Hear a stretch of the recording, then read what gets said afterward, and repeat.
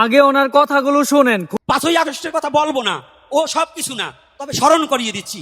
এই হিন্দু জাতি 5ই আগস্টের পরে কিছু দুর্ঘটনা ঘটছে এদিক ওদিক দিয়ে, অনেকে মালা খুলে ফেলছে, তিলক পরে না, ধুতি থুয়ে প্যান্ট পরছে। আমি গোপীনাথ এই বাংলাদেশে তিলক বন্ধ করি নেই, চুল কাটিনি, দাড়ি কাটিনি, ধুতি খুলিনি, এখনো মালা নিয়ে ঘুরছি। আমাকে তো কেউ কোনো ক্ষতি করেনি। আমি আমার ধর্ম করব। কার বাপের এত হিম্মত আছে আমার ধর্মকে বাধা দেবে? আগে ধর্মকে ভালোবাসো, তুমি ধর্মকে রক্ষা করো, ধর্ম তোমাকে রক্ষা করবে।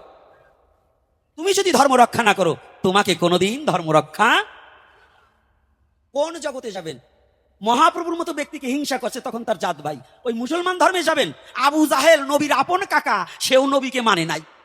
ওই রকম আবু জাহেল 2-4 কুড়িতে না মানলে নবীর কিছু আইসে গেছে নাকি? হয় কিছু আসতে গেছে? তাই ওই রকম 2-4 কুড়ি ব্রাহ্মণে, 2-4 কুড়ি অভক্ততে মহাপ্রভুকে না মানলে মহাপ্রভুর কিছু আসে যায় না। আর মহাপ্রভুর ভক্ত যারা ওই রকম 2-4 কুড়িতে ভক্তকে যদি অবমাননা করে, তাতে ভক্তের কিছু আসে যায় না। ইসলাম ধর্মে বলছে মমিনুল কলপে আল্লাহ, একজন মমিন ব্যক্তির কলপে সদা সর্বক্ষণ আল্লাহ থাকে। আর সনাতন ধর্মে কি বললেন? নাহং বৈকুণ্ঠে যোগিনং হৃদয়ে নচ মদ ভক্ত যত্র গায়ন্তি তত্র তৃষ্ণাবিহে নারদ।